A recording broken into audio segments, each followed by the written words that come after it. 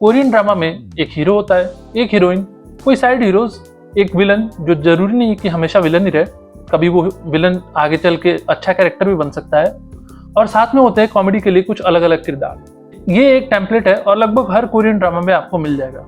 लेकिन फिर हमने देखी क्रैश लैंडिंग ऑन यू।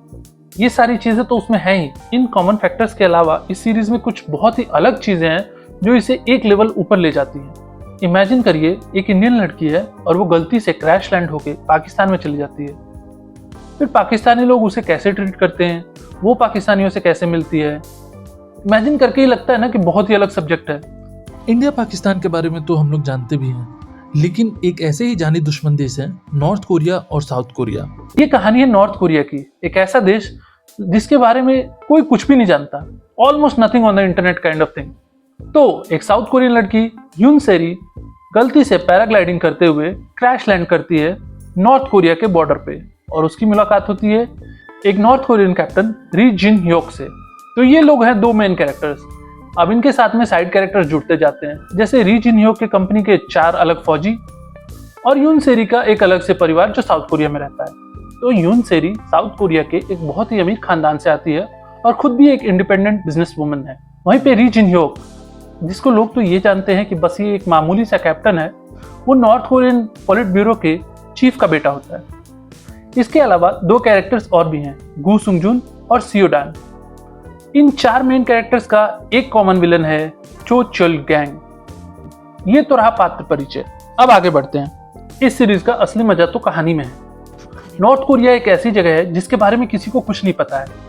अगर कोई नॉर्थ कोरिया में लैंड करता है तो वो क्या करेगा, वहाँ के लोग कैसे होंगे, उनके पास कौन सी बेसिक फैसिलिटीज नहीं है, जैसे कि फ्रिज, गीजर, यहाँ तक कि फोन भी नहीं है बहुतों के पास। तो ऐसी जगह में जो लड़की साउथ कोरिया से आई है वो ऑब्वियसली वापस जाना चाहती होगी, पर वो कैसे जा पाएगी? क्या कैप्टन और उसके ट्रूप के लोग उसकी मदद करेंगे? और अगर करेंगे भी तो किस हद तक जाएंगे उसे वापस साउथ कोरिया भेजने में? कैप्टन को हो जाता है यून सेरी से प्यार, और जो ठग है गू सुन यो, उसे हो जाता है सियोडान, जो कि नॉर्थ कोरिया के टॉप क्लास सोसाइटी की एक लड़की है, उससे। अब ये दोनों कहानियां पैरेलल चलती रहती हैं। तो क्या कैप्टन और यून सेरी साथ में रह पाएंगे? और गू सिन जोन, जो कि एक ठग होता है, क्या वो एक अच्छा आदमी बनेगा? इसी चीज को लेकर के ये पूरी कहानी आगे चलती है। हर एक एपिसोड लगभग 1 घंटे 20 मिनट का है, यानी कि आपके पास बहुत सारा टाइम होना चाहिए। अगर आप 16 एपिसोड देख रहे हैं, मतलब लगभग आपके 20 घंटे आपको साइड रखने पड़ेंगे। लेकिन ये गारंटी है कि उन 20 घंटों को आप बहुत ज्यादा एंजॉय करने वाले हैं। इसमें कॉमेडी है, एक्शन है, रोमांस है, थ्रिलर है, यहाँ तक कि हर एक एपिसोड में एक नई स्टोरी है। और एक जो बहुत ही बेहतरीन चीज है वो है फ्लैशबैक। हर एक एपिसोड में एक फ्लैशबैक है जो कहानी को इंटरलिंक करता है, और वो मेरे हिसाब से इस सीरीज का चेरी ऑन टॉप है। टिश्यू पेपर्स अपने साथ रख लीजिए, क्योंकि आप बहुत ज्यादा रोने वाले हैं लगभग हर एपिसोड में। बात करें टेक्निकलिटीज की, जैसे कि सिनेमाटोग्राफी, एडिटिंग, बैकग्राउंड म्यूजिक, तो कोरियन ड्रामास का इन सब में तो कोई हाथ पकड़ ही नहीं सकता।